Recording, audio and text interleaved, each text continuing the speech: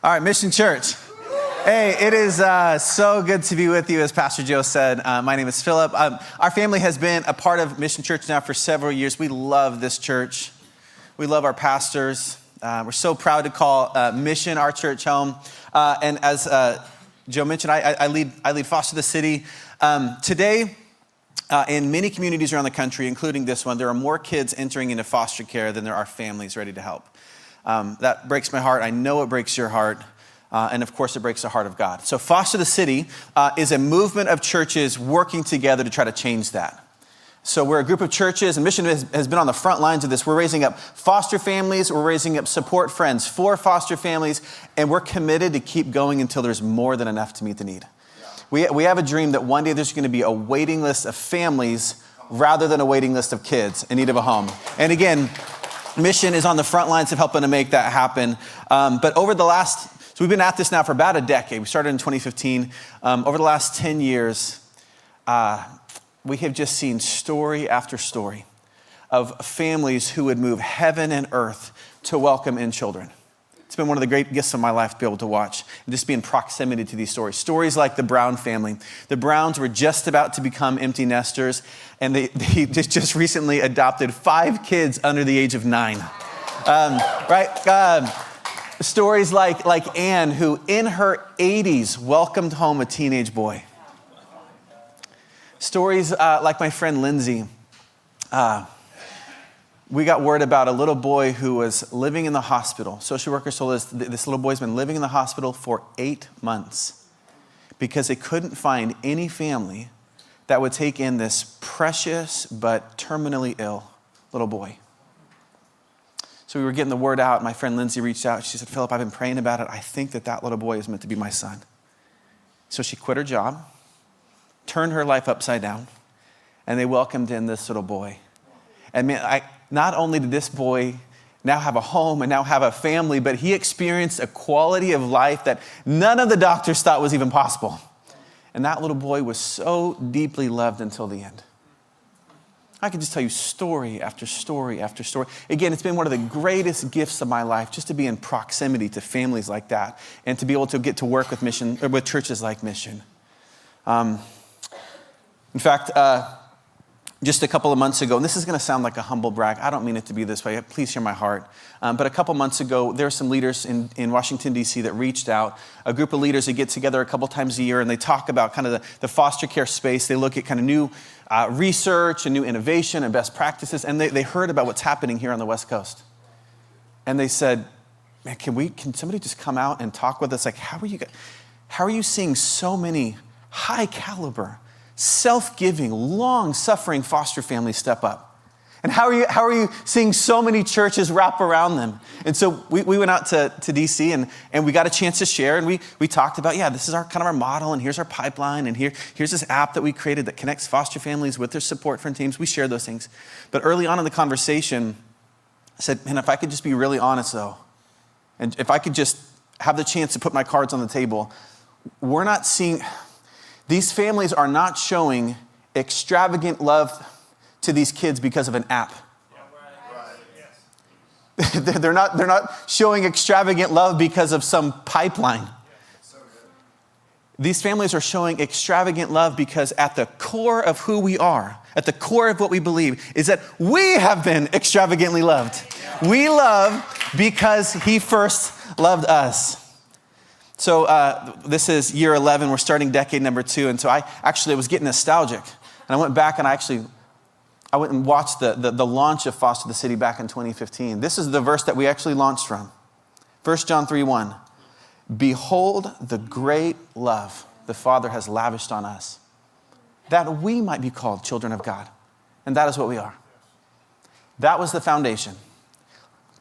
Look at the great love the Father has lavished on us.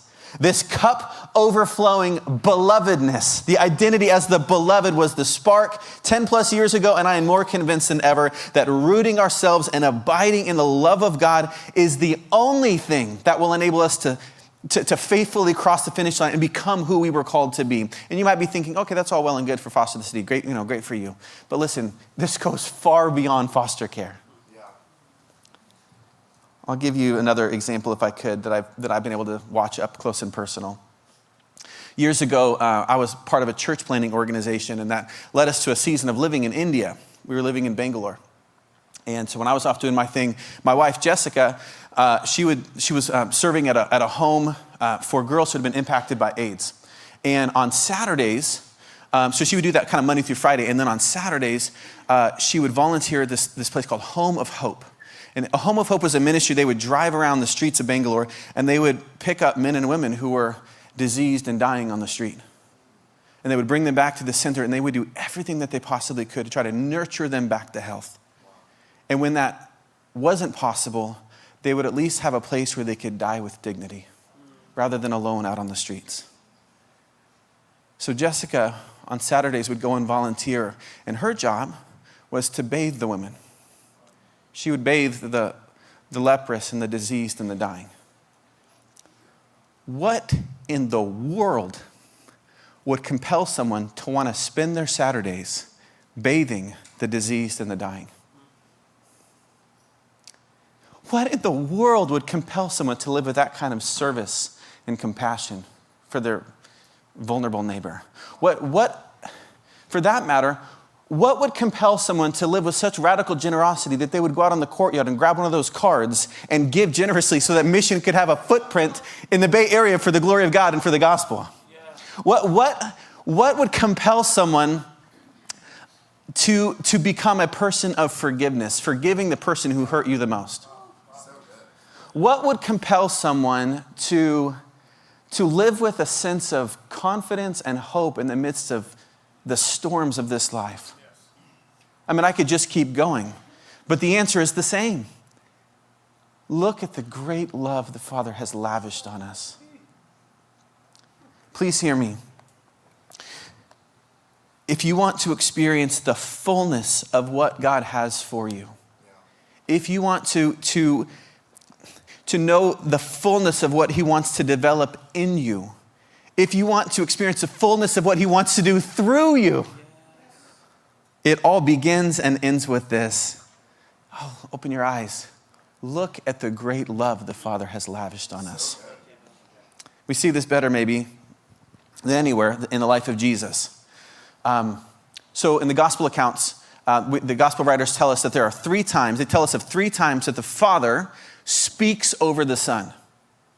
In an audible voice, so that like others around could hear. So if you might remember when it's so before he even starts his ministry, he's being baptized in the Jordan. He comes up out of the water. Do you remember what the voice says as he comes up? The Father speaks over him. This is my beloved Son, with whom I am well pleased. Do you remember? This is my beloved Son, with whom I'm well pleased. And then from that identity as the beloved, then he launches into his ministry. You fast forward a little bit. He's standing on a mountain now, and he's transfigured in glory. He's with Peter and James and John, and he's standing there in his glory, and a voice, the Father speaks out over him again. It says, this is my beloved Son, with whom I am well pleased. Listen to him. And then you fast forward a little bit more. He's at the climax of his ministry. It's just before the cross. And he's praying to the Father. And he's essentially, I don't have it in front of me, but this is what he says. He says, Father, would you glorify your name through me? And then the Father responds. And he essentially says, I have glorified my name through you, and I'll continue to glorify. In other words, you have already made me so proud. You've already pleased me. And I know you're going to keep going. 3 times. The voice essentially says the same thing. The beginning, the middle, and the climax. Why? Why would he not say 3 different things? God had 3 tries. He could have said different things each time. This is my just Son. Do as he does. This is my wise Son. Listen to him. This is my compassionate Son. No, this is the Son. I love you. I'm so proud of you. I love you. I delight in you. I love you. I'm so pleased with you. I was processing this with one of my spiritual mentors, and he made this comment to me. He said, Philip, the older that I get, the more I am convinced that spiritual maturity, spiritual growth as a follower of Jesus, Spiritual growth is less about how much obscure doctrine I can master. It's less about how many verses I have memorized. It's less about how hard I strive each day. Maybe it's even less about, did I manage my sin better today than I did yesterday? Spiritual growth is more about an ever-increasing awareness of God's love for me. That's it right there. If you're a note taker, that's it. Spiritual growth, listen to me please. Spiritual growth, spiritual maturity is more about an ever-increasing awareness of God's love for you. Everything else in the Christian life emanates from there. And so this has been shifting how I approach each day. My prayers used to be, that my prayers before were like, okay, God, would you help me to love you better today? God, would you help me to love you more today? And instead what they've shifted to is, God, would you help me to know your love today? God, would you help me to walk in your love today? When I go to the scriptures, I'm like, God, would you help me to see your love in your word today? His love has just been leaping off the pages. Can I give you a couple examples? Let me give you one right at the very beginning. I'm going to give you one right at the very end of the Bible. So I decided I'm going to read through the Bible this year, just Genesis to Revelation, just like looking for the love of God. And so I open up Genesis and I start reading through this creation account when God is forming the heavens and the earth. And I'm reading about how the God is like preparing a place for us. He's preparing a place that we might know him and walk with him and enjoy him and experience this loving relationship. And I'm reading about how God would walk with Adam and Eve in the garden in the cool of the evening. And it brought me back to my early days as a father. My oldest son is 17. He's just about to graduate high school. But I remember 18 years ago when my wife and I prepared a place for our son. Just like God prepared a place for us. We prepared a place for our son. We painted the walls of his room. We bought him some stuffed animals and some books to enjoy. We put together his crib. We bought a rocking chair we definitely could not afford at the time. But that was going to be the place where my wife would spend hours and hours just feeding him and providing for him and holding him and caring for him and nurturing him, singing over him, and just developing this bond and this like loving relationship with her son. And we had this rug that we put in the room that I would just spend so much time like wrestling and playing with my son. The bottom line is every square inch of that room was for him, a place where he might grow and that he might bond with us and attach with us, ultimately that he might know a loving relationship with us. And what was hitting me as I'm reading this creation, that's exactly what God is doing as he prepared this place for us. Every tree, I lost my place, forgive me. This is what I wrote down. Every tree and flower, every mountain and meadow, every creature and star in the sky was created by our good, good Father as a gift and as a setting where we might be with him and know his love. What if we went throughout our week with that awareness that all of these things, that the sound of your kids' laughter, the sound of music, that the taste of coffee in the morning, the taste of good wine, like it's a gift to you because he loves you.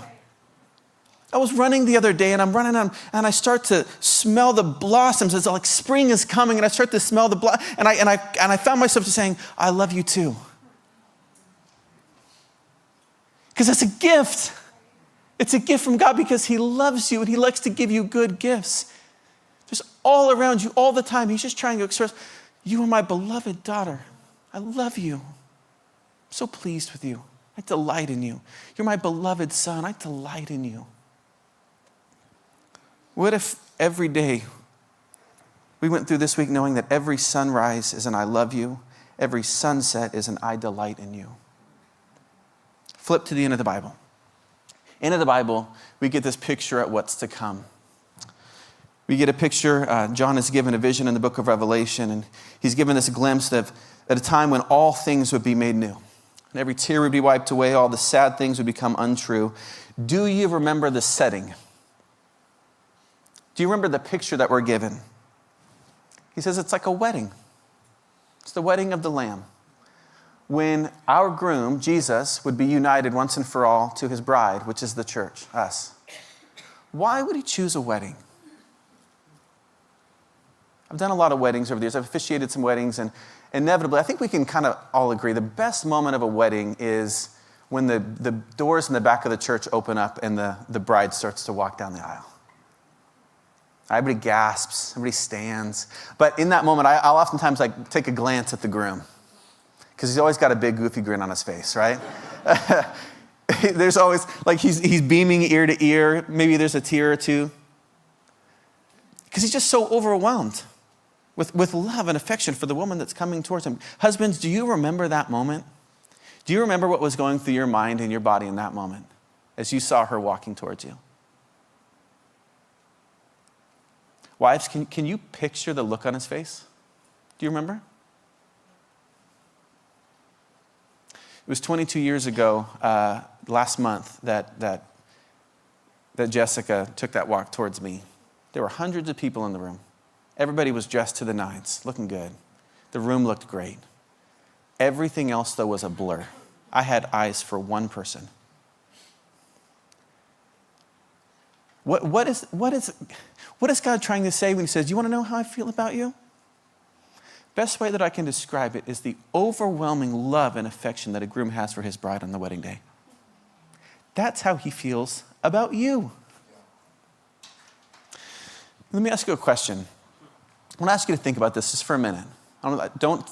Obviously don't say anything out loud, but be honest and consider this question internally for just a moment. When God thinks of you, what comes to his mind? When God thinks of you, what comes to his mind? I've asked that question in various groups and settings, and at times we've even kind of processed our answers together. Can I tell you what the most common answer that I've heard to that question is? Disappointed. When God thinks of me, he's disappointed. That was my answer, actually, for quite a long time. I think, man, look at the messes that I've made. Look at the mistakes. Look at the people that I've hurt. But the more that I'm kind of coming to grips with and grappling with, the persistent, stubborn love of God, the more that I'm realizing, and I hope this is okay to say, I'm realizing that even my sin can be a catalyst to experience the love of God. Even the darkest places of my life can catapult me into an ever-increasing, in fact, perhaps the most potent experiences of God's love. Think of it like this. So a few years ago, 3 years ago now, my family, we had a house fire. So one of my kiddos was cleaning out the fireplace, brought the ashes to our garbage can outside, dumped them, not realizing there were some hot embers still in the ash. So within a matter of time, our garbage can went up in flames. The flames kind of made their way into our garage. I was out running errands. My wife calls me screaming. I race home. I come home to 4 fire trucks in front of our house. It took us 10 months until we could move back in. So the day after the fire, my family and I, we were walking through the home just looking at the damage. And my son comes up to my side and he said, "Dad, it was me. I was the one that put the ashes in the fire in the garbage can." I could not wrap my arms around him fast enough. I just wanted him to know in that moment so bad. "Son, I love you. It's okay. It's going to be okay. It's going to be." All that I needed my son to know in that moment was how deeply I loved him and how nothing had changed about how I felt about him. I have to believe that when my son, years from now, thinks back about a relationship with his father, a loving relationship with his father, maybe part of it is the "I love yous" when I drop him off at school. And maybe it's the high fives after a good basketball game, maybe. But I have to believe that perhaps the most potent expression, but potent experience that he has with my love was when we were standing together in the destruction, standing together in the mess. And I got to just reaffirm, "Oh, I love you, son. Everything's going to be okay." listen, you might be like, man, but look at the mess that I've made. Look at the destruction in my life. Maybe the most potent experience, this may be your invitation today. Maybe the most potent experience that you can have of God's love is for you to just sit there with him in the mess. And say, God, I'm sorry. And you just let him wrap you up in his love.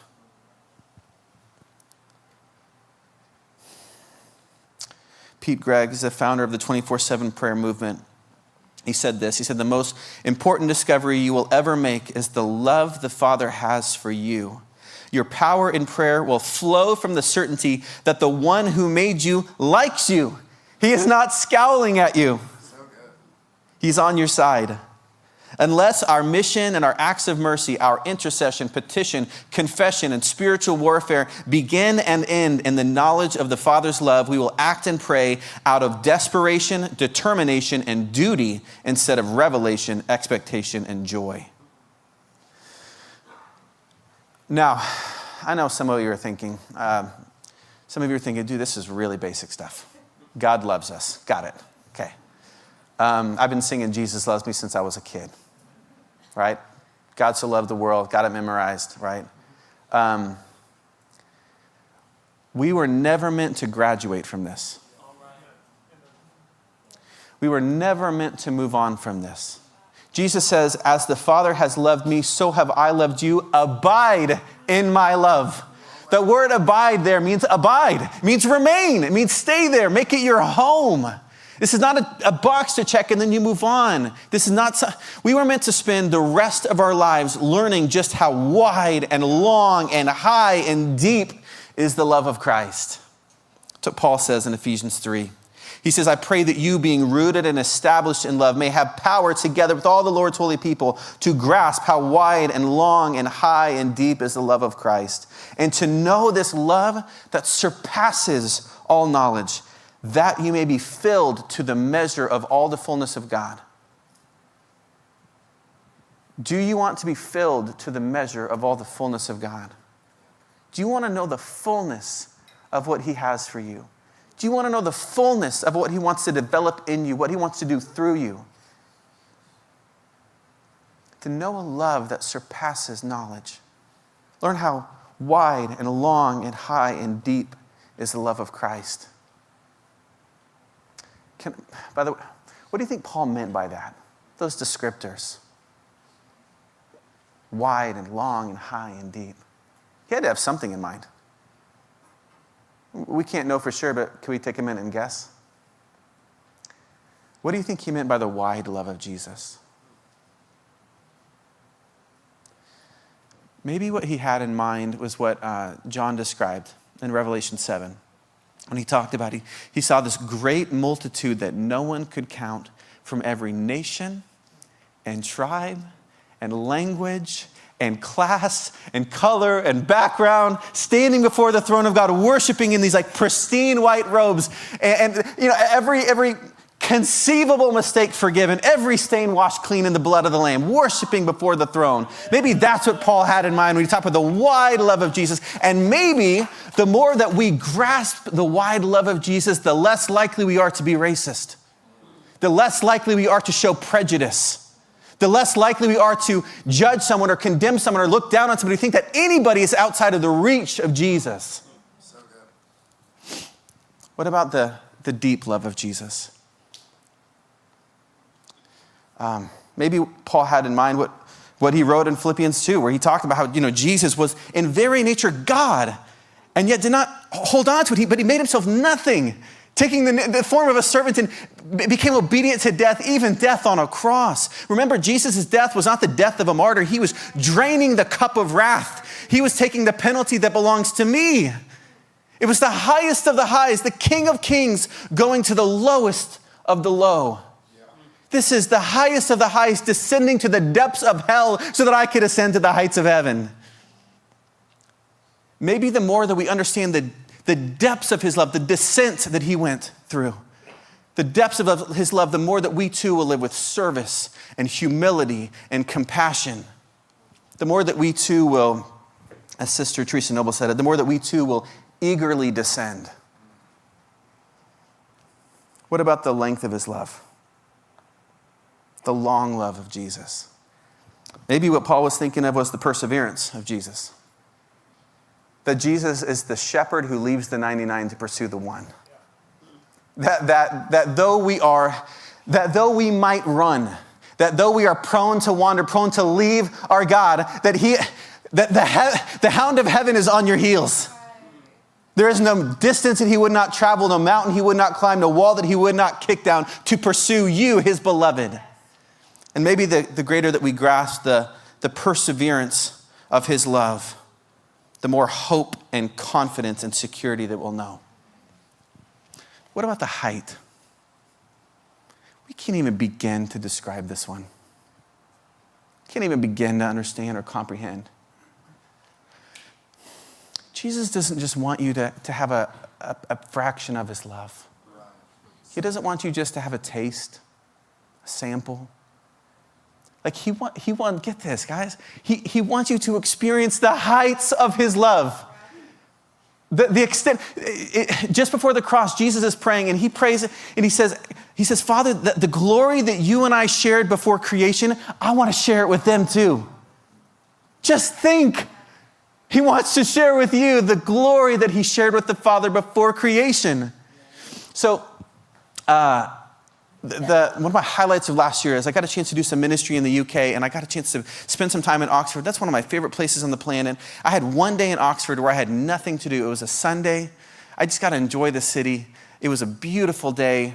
I borrowed a bike from the hotel where I was staying. I rode all around the city. I rode my bike to Tolkien's home where he wrote Lord of the Rings, because that's a big deal for me. And then I rode my bike down to C.S. Lewis's home where he wrote the Narnia series and a whole bunch of other great works. And it was a Sunday, so I actually went and I worshiped in C.S. Lewis's church. I sat in his pew.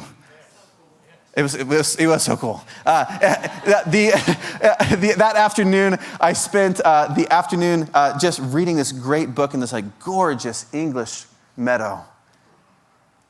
It was like basic for me and my personality. Like it was like a perfect day. Do you know what kept going through my mind though? Man, I wish Jessica was here. I wish my wife was here. Not because the day was lacking.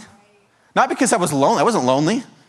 The day was like perfect. It's because when you love someone, you want to share your joy with them. God is not lacking anything. God is not lonely. But because he loves you, he wants to share his joy with you. I just think about wonder of wonders. I mean, no eye has seen, no ear has heard, no mind has imagined the things that God has prepared for those who love him. We can't begin to comprehend. The degree to which we know and savor and linger in God's love for us is the degree to which we will live with joy and hope and humility and perseverance and compassion and without fear or shame or anxiety or pride. Francis Chan wrote a great book around this last year called Beloved. And he wrote the book kind of based on this growing awareness in his own life that every part of his Christian life, like his pursuit of holiness, his radical generosity, all these things need to emanate from his identity as the beloved. Which, by the way, the word beloved, that's a passive word. The word beloved literally means be loved. You don't work for it. You don't earn it. Be loved. You just receive it. Be loved. You might know Francis Chan, though, from one of his earlier works. He wrote a great book called Crazy Love. Years ago, kind of took the church world by storm. And Crazy Love was written out of kind of this desire to see the church, get out of its walls, get out of its pews, and have a more, crazy love for the Lord and a crazy love for our neighbor. Like, get out and start taking up your cross and following after Jesus. Francis wrote this in his book, Beloved, and I thought this was interesting. He said, "It may sound like I'm contradicting everything I wrote in Crazy Love. The point of that book was to address the fact that the Christianity of the New Testament looks extremely different from what we were experiencing in the U.S. We attend church services that make us feel comfortable when Jesus commanded us to deny ourselves, pick up our cross, and follow him. My fear when I wrote the book was that we resembled the lukewarm church of Laodicea in Revelation chapter 3. In love, I was hoping to stir people's convictions because I didn't want them to be spit out of the mouth of God. Listen to this. I don't regret writing Crazy Love. I just wish I had written this book first. If we don't believe, receive, and meditate on the love of God regularly, the message of crazy love can lead people into frantic works. Before settling on Beloved, my original plan was to title this book Crazy Loved. Do you hear what he's saying? Crazy loved comes before crazy love. I even like that phrase, crazy loved, because you and I are not just loved. We are loved to a degree that doesn't make sense. We are loved to a degree that is beyond rational, beyond what's reasonable. Lisa Bevere calls it a wild and fierce love. Tyler Staton calls it a stubborn love. G.K. Chesterton called it the furious love of God. Brennan Manning similarly called it the furious longing of God. Fury might kind of sound like a funny way to put it too, like almost like it's angry. You think of fury as anger. God's love is not angry, but it's like the fury of a storm. Storms don't get angry, but there's an intensity to a storm.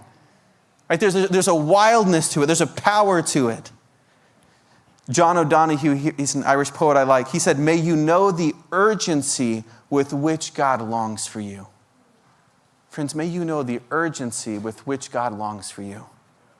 Perhaps my favorite is the way the activist Dorothy Day said it. She calls it the reckless way of love. Not reckless like careless. Not reckless as in thoughtless. It's reckless as throwing caution to the wind.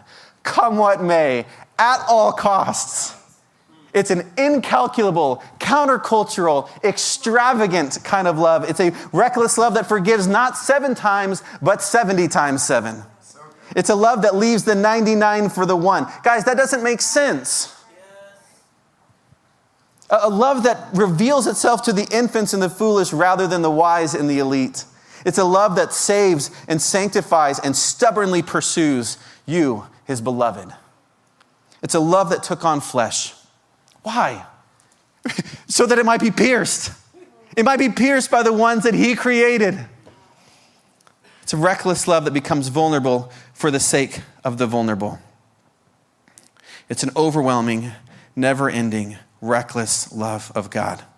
And the more that we know and we savor and we linger in this reckless love, the more that we become a people of love.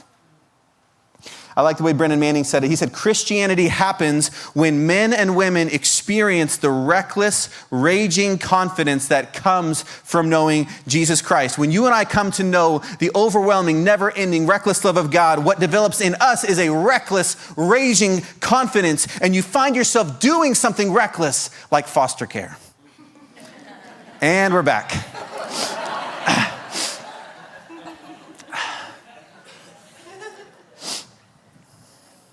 Friends, it's reckless to foster. It is. It's reckless to voluntarily open your home to dysfunction. It's reckless to open your heart to a child who has experienced significant trauma, knowing that you'll be the one that has to absorb the consequences of someone else's actions.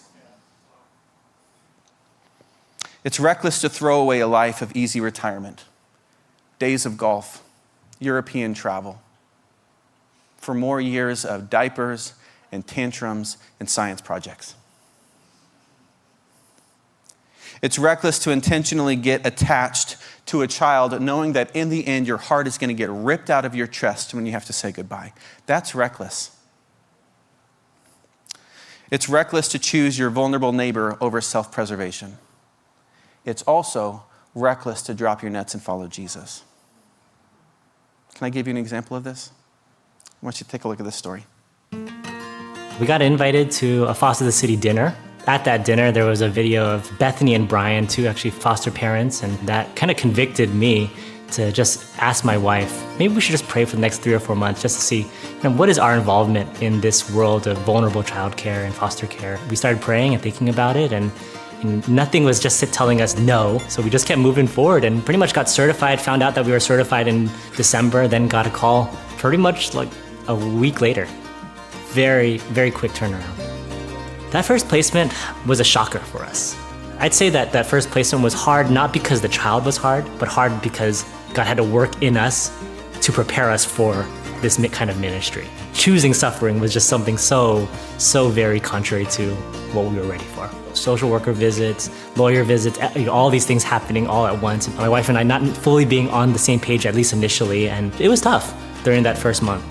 But God started to work in our hearts as we started to realize, oh wow, this is something still so very good. It took us some time though. That first placement was hard. One of the great joys of mine has been to see new life enter into these children's stories with this conviction that every child is made in God's image, that every child matters to God. Because my fellow pastor Ryan himself started fostering, our church got to see this up close. Not just hearing about foster ministry happening in another church, but they were seeing it happen right here in our congregation. That then led very quickly to us getting signed up with Foster the City, getting coached and mentored by the wonderful people there. Pretty soon we identified advocates here at New Life. Before we knew it, the vast majority of our membership was involved directly with foster ministry somehow, whether as certified parents or as support friends on support teams.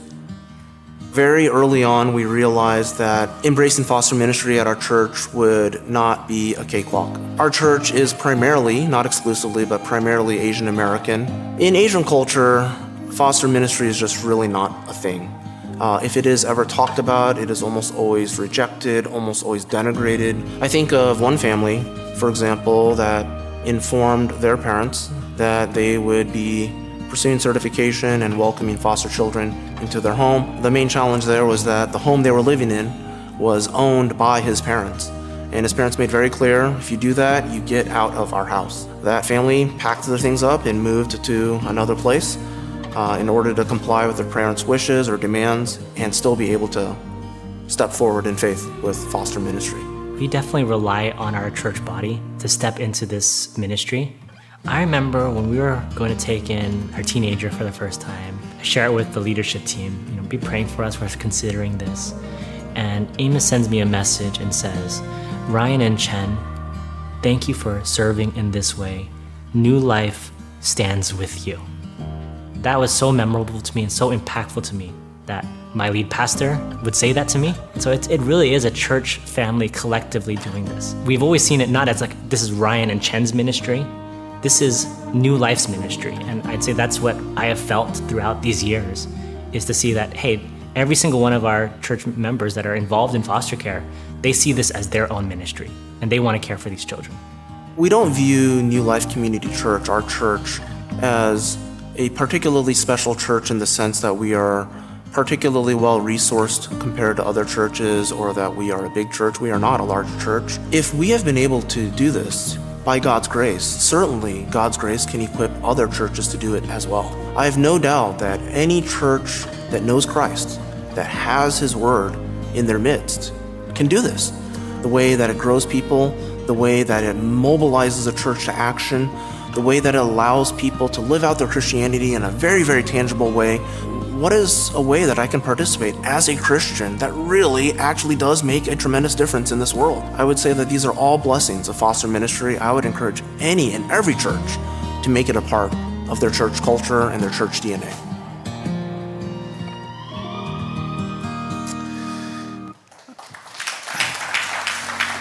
I love the story of that church, New Life, here in the Bay Area.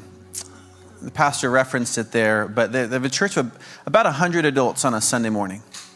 They've raised up 16 foster families and 57 support friends. More than 90% of their congregation is engaged in some way in caring for the vulnerable. Isn't that incredible? Ryan here, one of his more recent placements, they brought in a 14-year-old girl, and just this 14-year-old girl just kind of made a passing kind of comment where she just said, I've never celebrated my birthday before. Nobody's ever thrown me a party. Nobody's ever celebrated my birthday. She was Hispanic, and they realized, oh, she's going to turn 15, and that's a pretty big deal in her Hispanic culture. And so, although they had never even been to one, this family, and they gathered from the church, this predominantly Asian American church threw a quinceañera for this girl. Isn't that awesome? And it all started because of Ryan and Chen, and one yes. It was like a spark that set the church ablaze. What could God do through your yes? What kind of stories could he write through your life? Claudia Mayer Burney, she wrote this. Jesus said that you are to love one another as I have loved you, a love that will possibly lead to the bloody, anguished gift of yourself. Go now, beloved brothers and sisters, aflame with what you know to do. Love. Invite all to God's feast of furious love. Do as the Master commands. Go out at once into the streets and the lanes of the city and bring in here the poor and the crippled and the blind and the lame. Bring them starving, bring them bleeding and broken. Go in love, go with love, go because of love. I have two invitations as we close. How might the Lord be calling you to extend self-giving, radical, reckless love to your vulnerable neighbor? How might he be leading you to do that this week? Maybe it's getting involved with Foster the City. Would you be open to just learning what it might look like for you to open your home and your heart to a child in need from our community? Maybe you could learn about supporting a foster family. For every foster family, we want to wrap them with at least 4 support friends. They provide practical, emotional, spiritual support, helps families foster longer and stronger. So they're bringing meals, they're babysitting, they're showing up and doing yard work, they're praying for them, they're committed to this foster family throughout their journey. Maybe that's a role that you could look into. If you're interested in getting involved in any way with Foster the City, would you please, you can either scan this QR code or you can come see us at the table out in the courtyard. We're going to have you fill out a next step card. It'll take you 30 seconds. And what that's going to do is it's going to allow us to email you about an informational meeting that we have coming up where you can just learn a little bit more. Would you be willing to do that? Just fill out a little next step card and we'll send you an email this week. Second invitation is this. Would you be ready, eyes wide open this week, to receive the wide and long and high and deep love of Jesus? Friends, please hear me. God loves you. He loves you and he delights in you. He is not scowling at you. He is not disappointed in you. My prayer for every person in this room and for myself as well is that we would develop an ever-increasing awareness of God's love for us, because guys, it changes everything. Open your eyes, open your heart to his love this week. God, we thank you and praise you. You did not just tell us you loved us. We don't just read about it in a book. We don't just sing about it on a Sunday. You proved it. You demonstrate your love for us in this, that while we were still sinners, while we were your foes, your enemies, you died for us. You laid down your life to bring us back into family.